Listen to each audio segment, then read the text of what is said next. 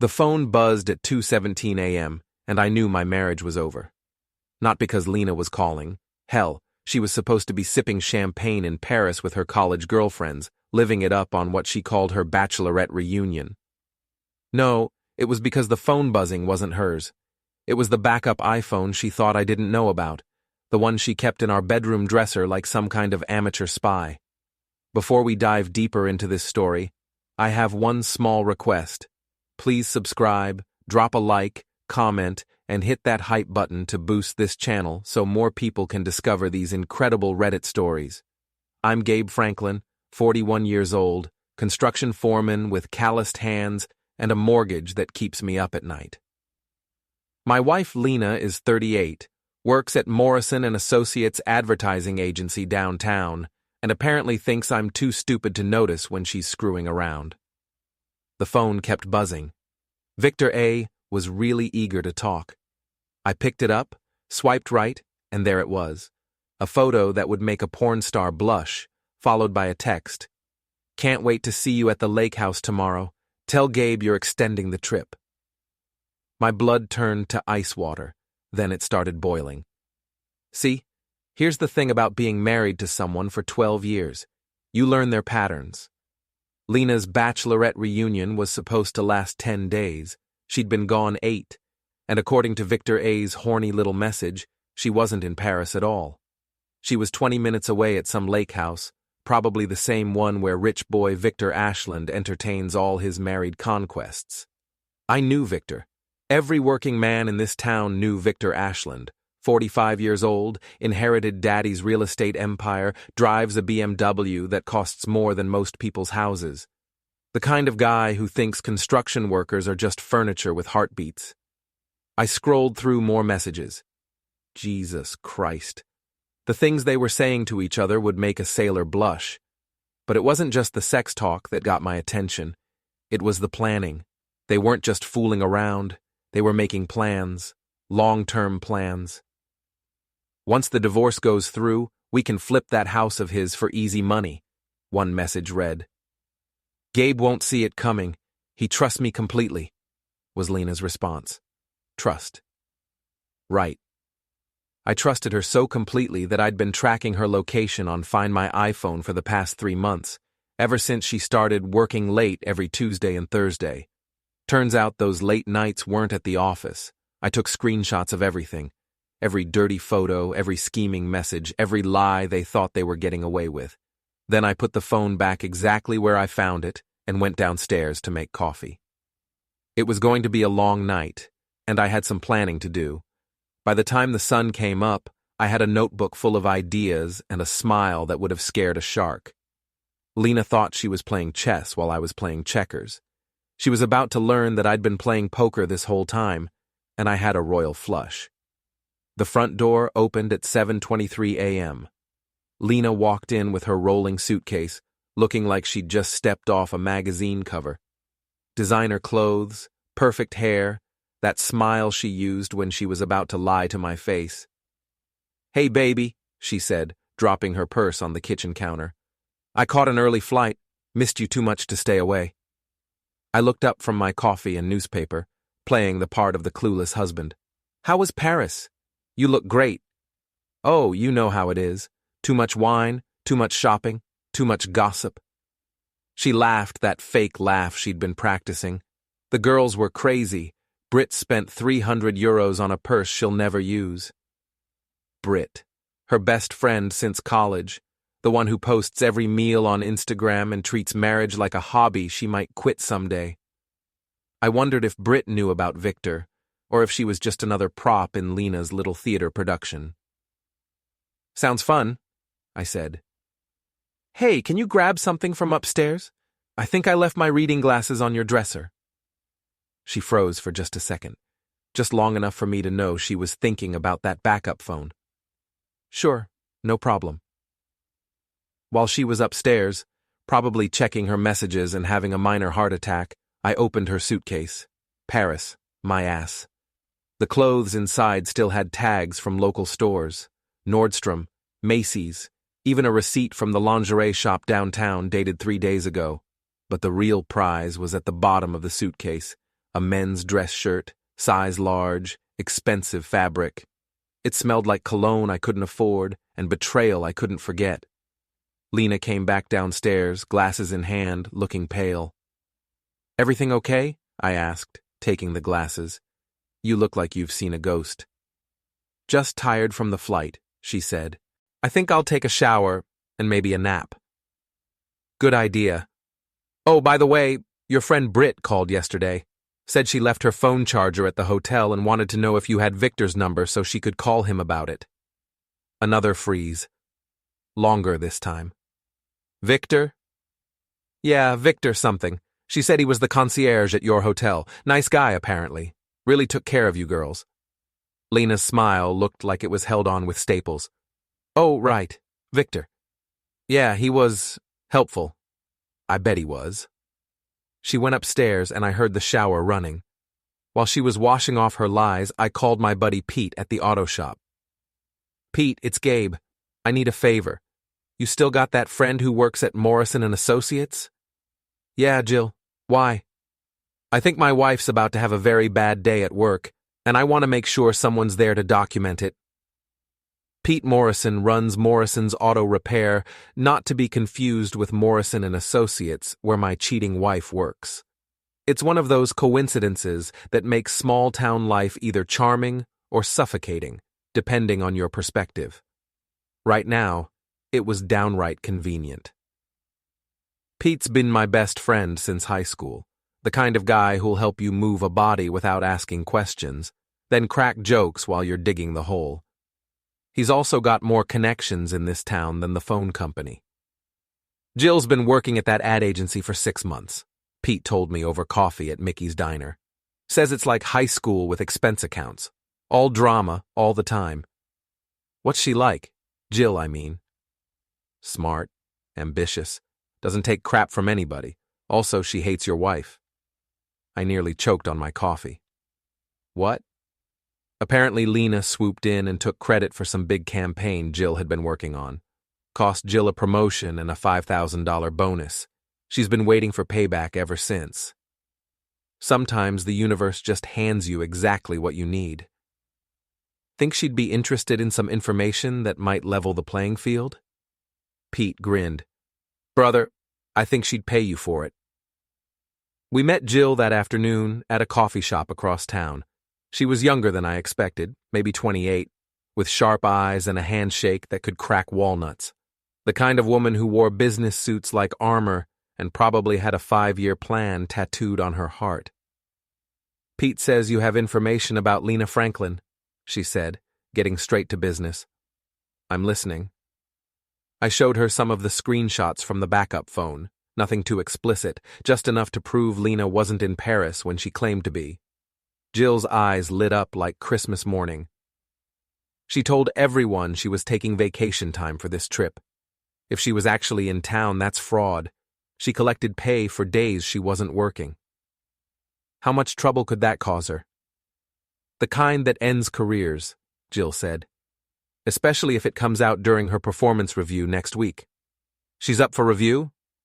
"Up for another promotion, actually. Senior account executive, $20,000 raise, corner office, the works."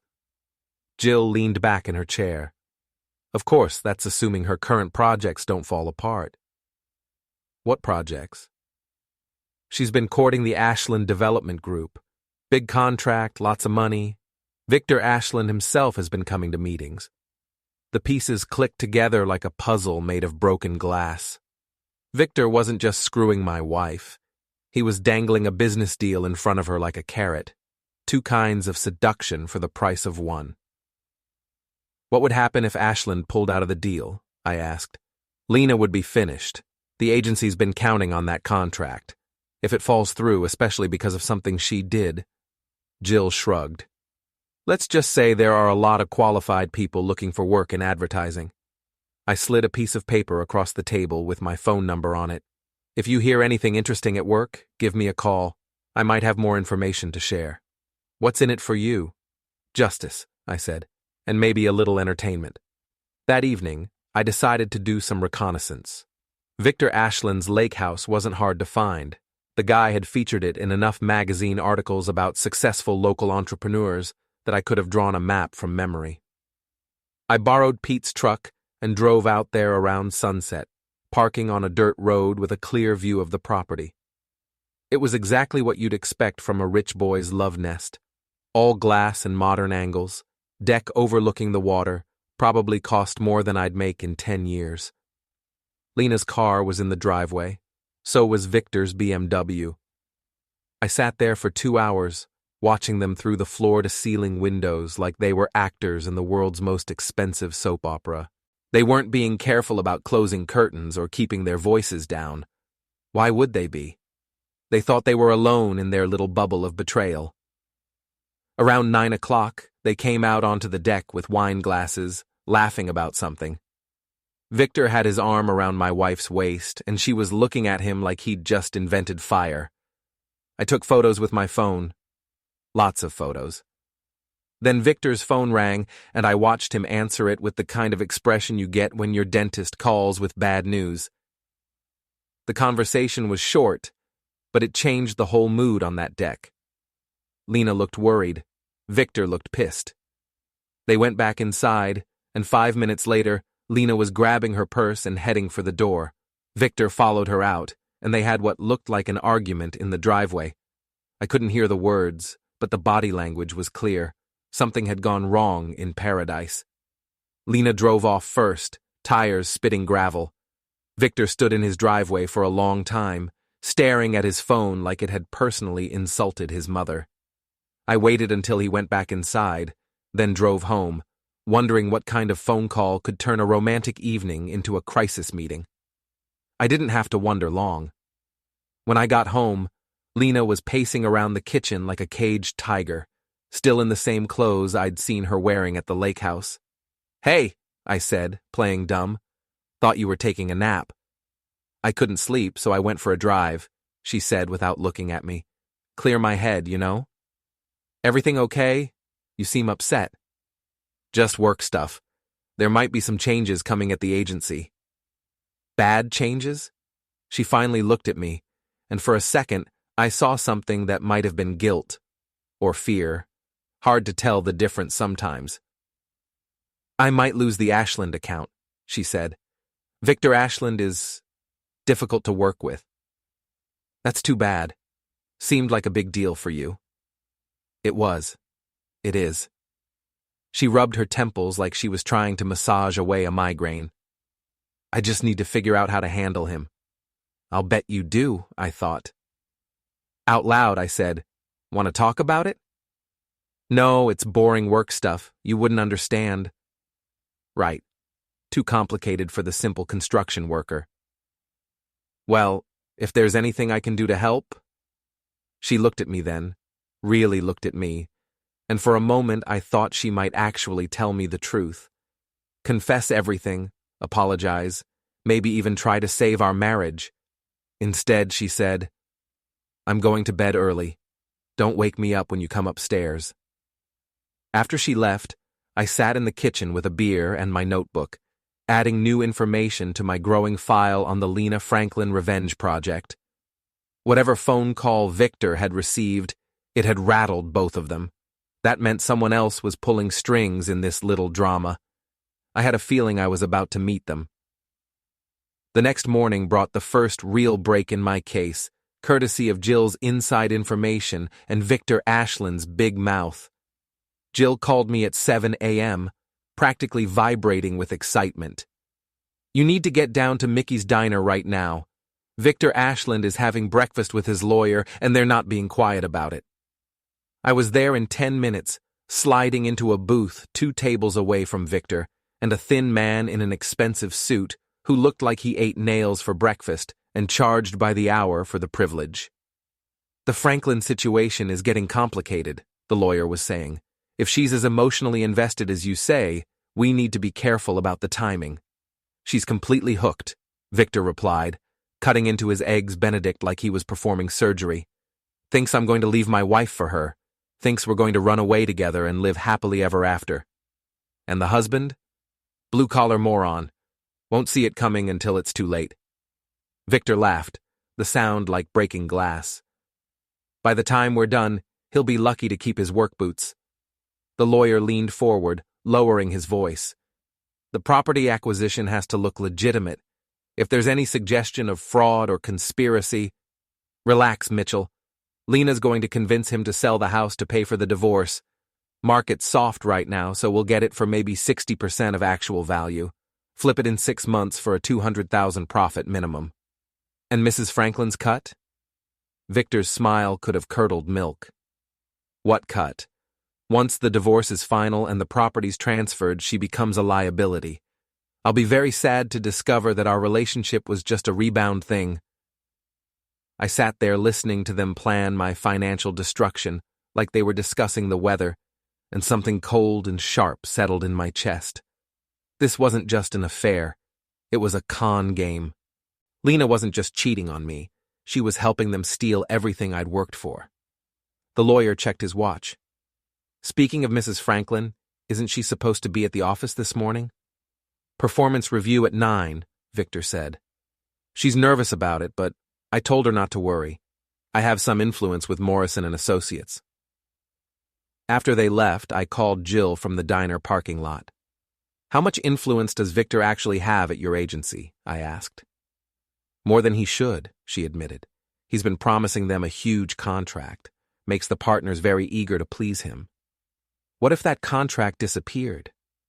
Then Victor Ashland would go from golden boy to persona non grata in about 5 minutes. Why? Because I think it's time for Victor to have a very bad day. I spent the next hour making phone calls.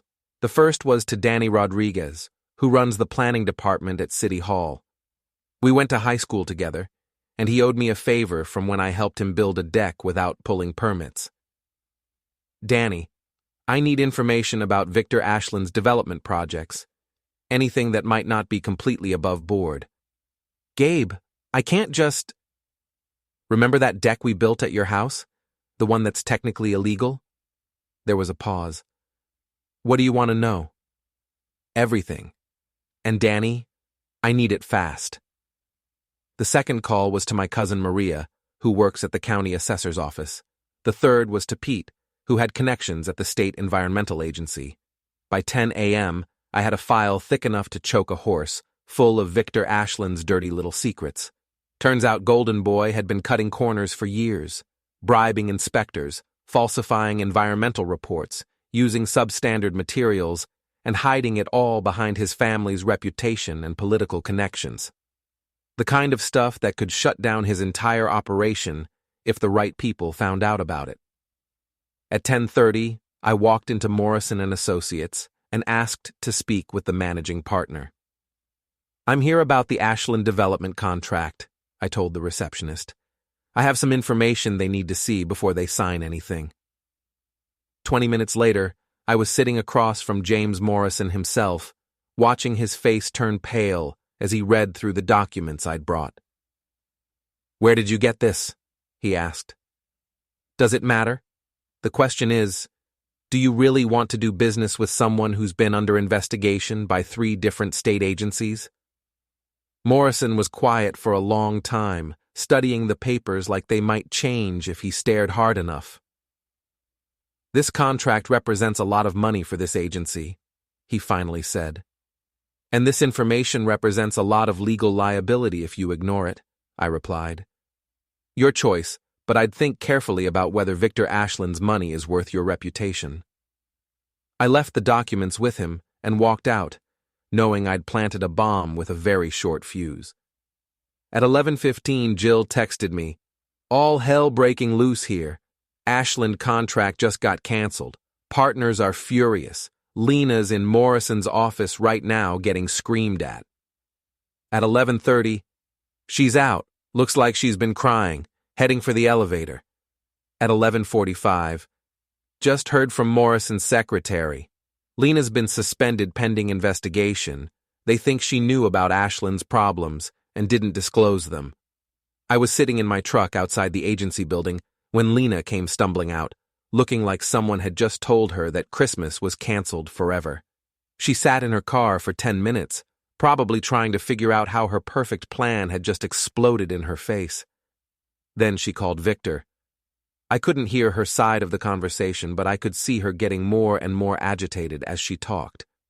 Whatever Victor was telling her, it wasn't the comfort and support she was looking for. The call ended with her throwing her phone against the dashboard. That's when she saw me. I got out of my truck and walked over to her car, tapping on the window. She rolled it down, mascara streaked down her cheeks like war paint. "Gabe?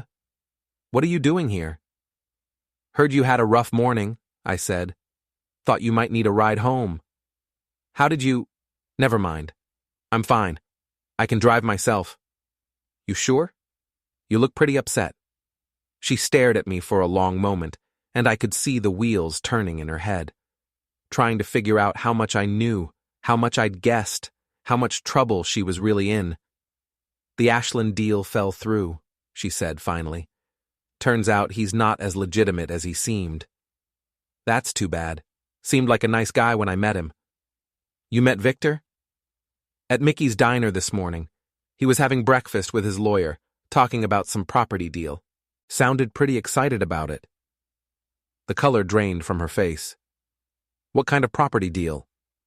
"Something about buying a house cheap and flipping it for profit. Smart business, I guess, if you can find someone desperate enough to sell below market value." Lena closed her eyes, and I knew she was finally starting to understand how deep the hole was that she dug for herself. "Gabe," she said quietly, "we need to talk." "Yeah," I said. "We really do." We drove home in separate cars, Lena following behind me like a funeral procession. I could see her in my rearview mirror, gripping the steering wheel with white knuckles, probably trying to figure out how to spin this disaster into something that wasn't her fault. When we got to the house, she went straight to the kitchen and poured herself a glass of wine. It wasn't even noon yet. "So," I said, leaning against the counter, "want to tell me about Victor Ashland?" She took a long drink before answering. "It's not what you think." "What do I think?" "I don't know. Something bad, obviously." "Lena, I know about the affair." The wine glass slipped from her hand and shattered on the kitchen floor. Red wine spread across the white tiles like blood. "I don't know what you're talking about," she said, but her voice was shaking. I pulled out my phone and showed her one of the screenshots from her backup device. Her face went through about 6 different emotions in 3 seconds. "How did you—" "The backup phone in your dresser. The one you thought I didn't know about." I scrolled through more messages, watching her sink into a chair like a deflating balloon. "Interesting reading. Very educational." "Gabe, let me explain." "Explain what? How you've been screwing Victor Ashland for the past 3 months? How you lied about the Paris trip? How you were planning to steal my house?" I leaned forward, looking her right in the eyes. "Which part needs explaining exactly?" She started crying then, the kind of dramatic sobbing that might have worked on me 6 months ago. Now it just sounded like noise. "It wasn't supposed to happen like this," she said between sobs. It got complicated." "Complicated. Right." I sat down across from her, careful to avoid the broken glass. "Here's what's going to happen. You're going to pack your things and get out of my house. Today." "Gabe, please." "I'm not finished. You're also going to call Victor and tell him the property deal is off. Then you're going to find yourself a lawyer, because this marriage is over." "What about counseling? We could try to work through this." "Work through what? The lying, the cheating, the planning to financially destroy me?" I shook my head. "There's nothing left to work through, Lena. You made your choice." She looked around the kitchen like she was seeing it for the first time, taking in the home we'd built together over 12 years of marriage. "This is my house too," she said quietly. "Actually, it's not. Check the deed. My name only, remember? You insisted on keeping your maiden name and your financial independence. Congratulations, you got what you wanted." That was a lie, of course. Her name was on the deed, but she was too rattled to think straight, and I was counting on that. "You can't just throw me out," she said, but there was no conviction in her voice. "Watch me." My phone rang. Pete's name on the caller ID. "Gabe, we got a problem," he said when I answered. "Victor Ashland just showed up at the shop with some muscle. Says he wants to have a conversation with you." "What kind of muscle?" "The kind that looks like they eat steroids for breakfast. Big guy named Carson. Looks like he could bench press a truck." I looked at Lena, who was listening to every word with growing alarm. "Tell them I'll be right there," I said. "Gabe, don't—" Lena started. "Don't what? Don't go meet your boyfriend and his hired thug?" I stood up, grabbing my keys. "You wanted complicated, sweetheart. Congratulations. It just got a lot more complicated." I left her sitting in the kitchen with her wine and her broken glass and her shattered plans. Pete's auto shop sits on 3 acres of organized chaos, cars in various states of repair, parts scattered around like mechanical confetti, and enough tools to build a small airplane. It's also surrounded by a chain-link fence and has security cameras covering every angle, which makes it a terrible place to try anything illegal. Victor apparently hadn't thought that through. I found him standing next to his BMW in the customer parking area, looking like a catalog model for rich men having bad days. Next to him was Carson, who looked exactly like Pete had described. 6'4", muscles on his muscles, and a face that suggested thinking wasn't his primary job function. "Gabe Franklin," Victor said as I approached. "We need to talk." "So talk. Privately." I looked around at the security cameras and the fact that Pete and 2 of his mechanics were watching from the garage bay. "This looks plenty private to me. What's on your mind, Victor?" His smile was sharp enough to cut glass. "I think you know." "Actually, I don't. See, I'm just a blue-collar moron, remember? You're going to have to spell it out for me." Carson took a step forward, probably trying to look intimidating. It might have worked if I hadn't spent 20 years working construction with guys who could eat Carson for lunch. "Easy there, big guy," I said. "This is a friendly conversation, right, Victor?" "It can be," Victor replied. "Depends on how reasonable you want to be." "About what?" "About your wife, about certain business arrangements, about keeping your mouth shut regarding things that don't concern you." "Funny thing about that," I said. "When someone's screwing my wife and planning to steal my house, I tend to take it personally." Victor's mask slipped a little, showing the ugly underneath. "Your wife came to me, Franklin. She's not happy in this marriage. She wants out, and she wants to start fresh." "With you? Maybe, maybe not. That's between her and me. And my house? Market's tough right now. Divorces are expensive. Sometimes people have to make hard choices about their assets." I nodded like I was actually considering his bullshit. "I see. And if I'm not interested in making those hard choices?" Carson cracked his knuckles. Victor's smile got wider. "Then things might get unpleasant," Victor said. "For everyone involved." "Unpleasant how?" "Accidents happen. Construction sites are dangerous places. Lot of ways a man can get hurt if he's not careful." That's when I started laughing. "Something funny?" Carson asked, his voice like gravel in a blender. "Yeah, actually. See, you boys made a couple of mistakes. First, you came to my friend's place to threaten me. Pete doesn't like that. Neither do his employees." I gestured toward the garage, where more mechanics had appeared.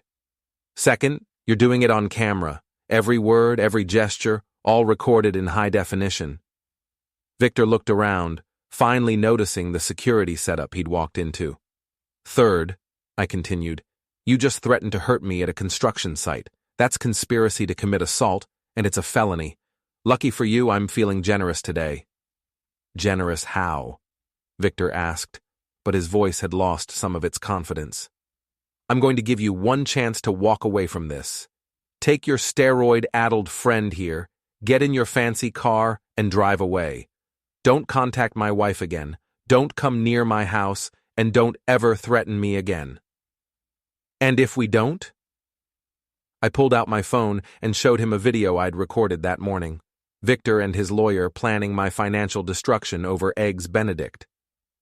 Then this goes to the police, along with the security footage from today, along with all the evidence about your business practices that cost you the Morrison contract. I put the phone away. Your choice, Victor. But choose fast, because my patience is running out. Victor stared at me for a long moment, probably trying to figure out how a simple construction worker had outmaneuvered him so completely. This isn't over, he said finally. Yeah, it is, I replied. You just don't know it yet. They got in the BMW and drove away, Carson glaring at me through the passenger window like I'd personally insulted his mother. Pete walked over, grinning like a kid on Christmas morning. That was beautiful, he said. You see the look on Pretty Boy's face when you showed him that video. Just the beginning, I said. By the time I'm done with Victor Ashland, he's going to wish he'd never heard the name Franklin. What's next? Next, I go home and see if my wife has figured out which side of this mess she wants to be on. But when I got home, Lena was gone. So were her clothes, her jewelry, and her backup phone. She'd left a note on the kitchen counter. Gone to think. Don't try to find me. I crumpled up the note and threw it in the trash. Then I opened a beer and called Jill. How would you like to help me destroy Victor Ashland's life? I asked when she answered. I thought you'd never ask, she said. Lena had checked into the Riverside Motel, the kind of place that rents rooms by the hour and doesn't ask questions about why you're paying cash. I knew because Mrs. Hatcher, my 70-year-old neighbor who treats gossip like an Olympic sport, had seen her there and couldn't wait to share the news. Looked terrible, Mrs. Hatcher reported from across our shared fence. Hair all messy, crying into her phone. What's going on, Gabe? You two having problems? Nothing we can't work out, I lied, because the last thing I needed was the whole neighborhood knowing my business before I was ready. But I was almost ready. The trap was set, the players were in position, and all I needed was the right moment to spring it. That moment came 3 days later when Jill called with intelligence from inside Morrison and Associates. Lena's been calling the office nonstop, she reported, trying to get her job back, claiming she was set up. Morrison's not buying it, but she's getting desperate. How desperate? Desperate enough to throw Victor under the bus. She's been telling people he seduced her to get inside information about the agency's other clients. Is that true? Probably. But it doesn't matter. The damage is done. She's toxic now. No agency in town will touch her. What about Victor? That's the interesting part. Word is, he's been shopping around for a new advertising firm. Apparently his wife filed for divorce yesterday and she's going after everything. He needs to rebuild his image fast. Perfect. Victor was wounded and desperate, which meant he was about to make mistakes. Big ones. I spent the afternoon making preparations.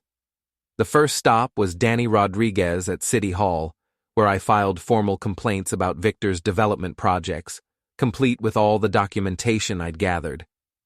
The second stop was the State Environmental Agency, where I submitted reports about his illegal dumping and falsified impact studies.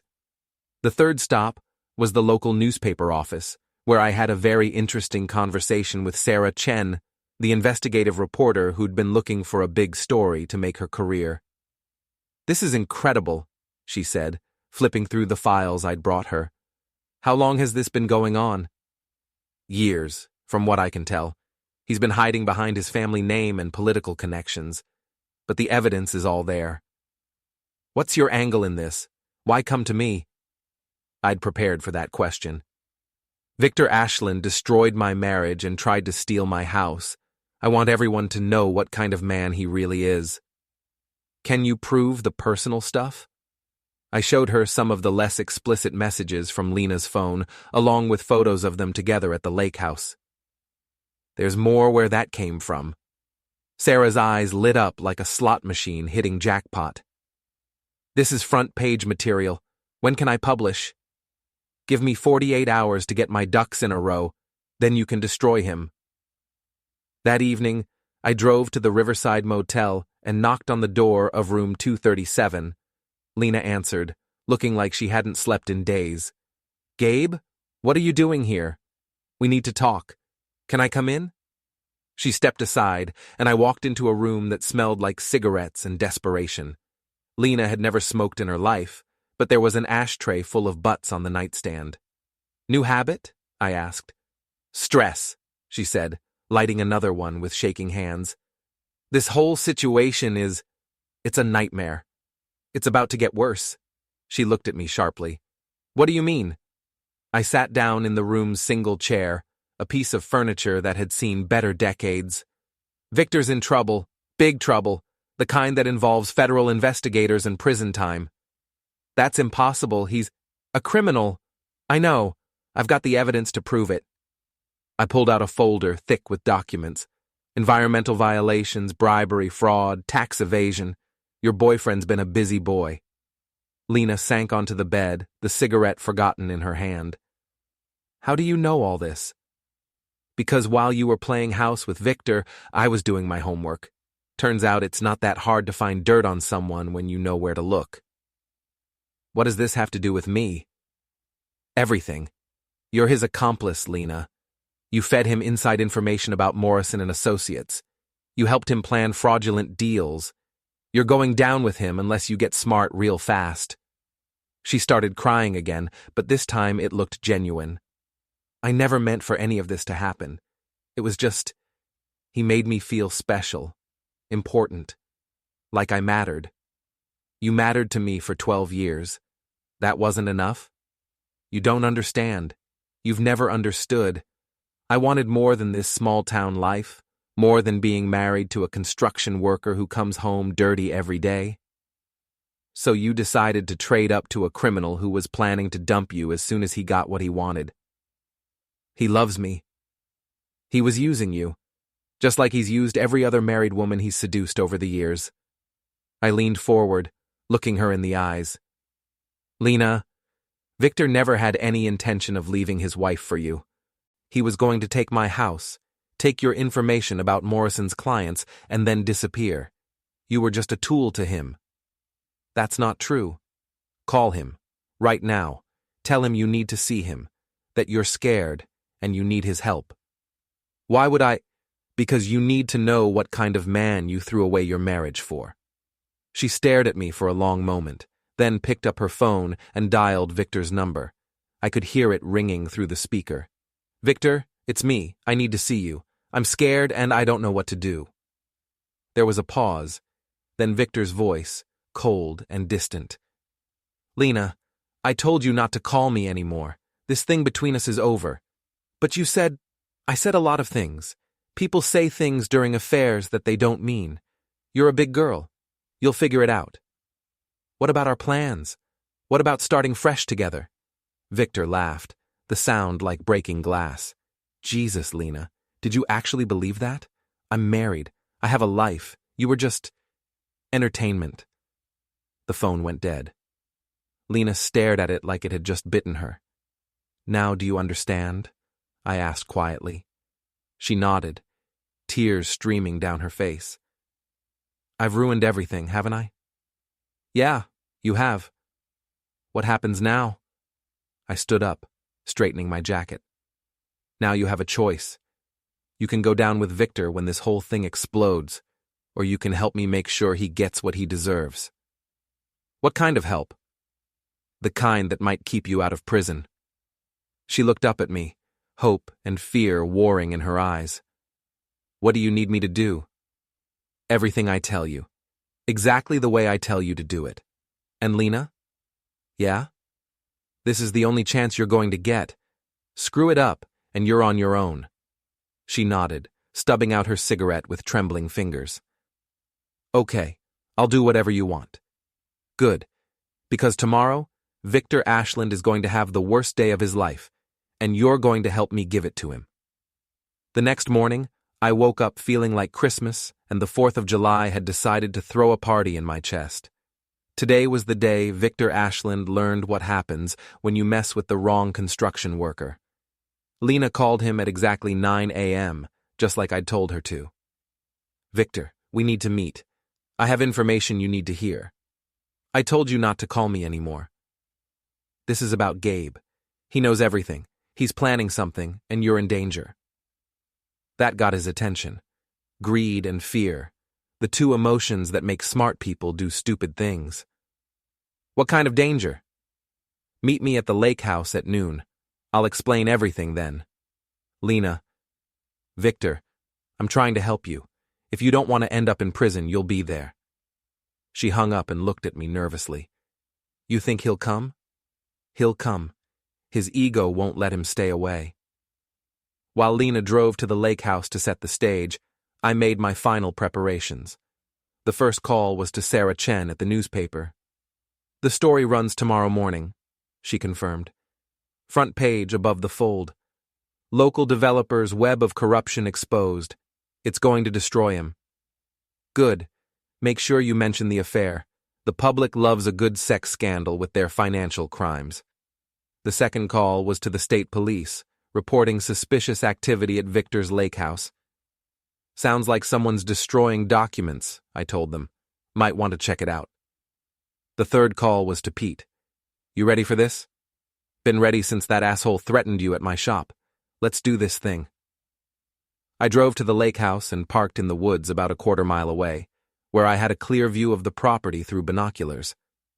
Victor arrived right on time, his BMW kicking up dust as he pulled into the driveway.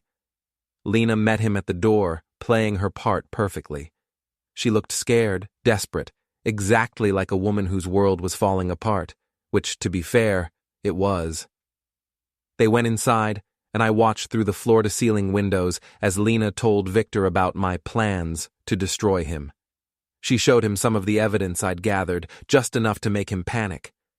Victor paced the living room, gesturing wildly, trying to contain the damage. Lena struck. Gabe has recordings from Mickey's diner. You and your lawyer discussing the property scheme.